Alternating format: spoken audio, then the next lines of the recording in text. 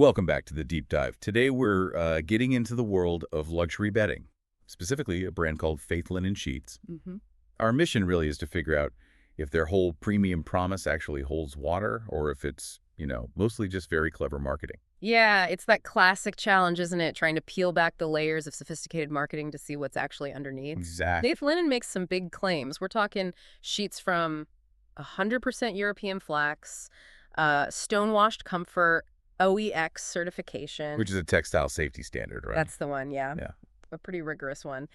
And they even say the sheets keep you cool in summer, warm in winter, like a luxury hotel. Okay, that does sound pretty ideal. Yeah. So let's start there.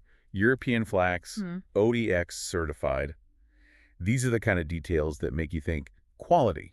Well, this is where it gets interesting, or maybe worrying. The sources we looked at show this huge disconnect. Despite all that fancy language, European flax, stonewash, that ODX certification, the investigation found, well, basically nothing.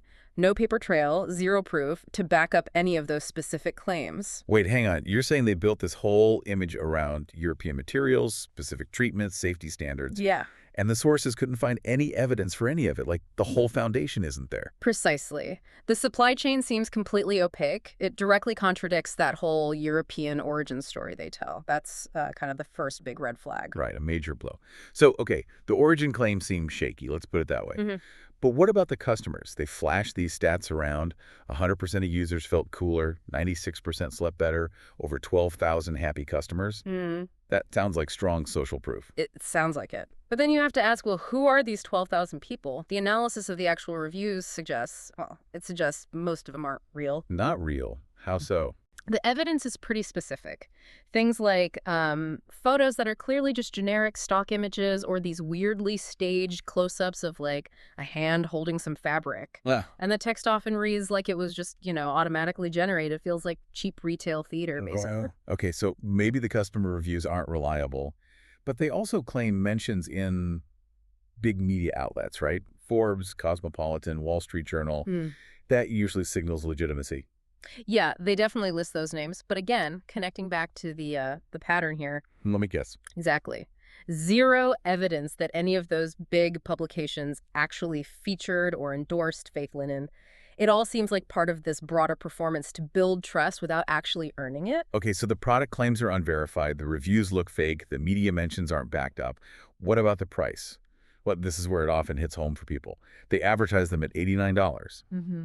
But then there's this huge, like 80% off limited time deal splashed everywhere. Makes you feel like you're getting an incredible bargain. Right, that perceived bargain.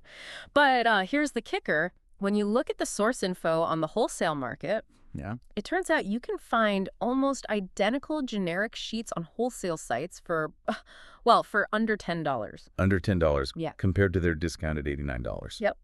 Which means that $89 price, even after the massive supposed discount, is still a frankly staggering markup. We're talking well over 900% on the actual cost. That 100% for something that's probably not European flax at all. Exactly. The claim is handcrafted in Europe, but the reality seems to be cheap, generic imports. And the sources also found the brand itself is super new, no real track record, and seems to just copy designs from other generic online stores. So putting it all together, Yeah. what does this mean for someone who just stumbles across their presumably very nice-looking website? Well, the picture painted by the sources is pretty clear. It looks like a really polished, premium online setup. Right? But fundamentally, it's masking a product that's, way overpriced, seriously overhyped, and just consists of cheap imports dressed up in fancy marketing. That's quite the gap between the image and the reality. Yeah. So maybe the final thought for you, the listener, is this. How often does that visual polish the nice website, the specific but totally unsupported stats like 100% felt cooler? How often does that distract us? Distract us from asking the harder questions about where something is really made and what it really costs to produce. It's a reminder, maybe, to always push for the actual proof behind those luxury claims.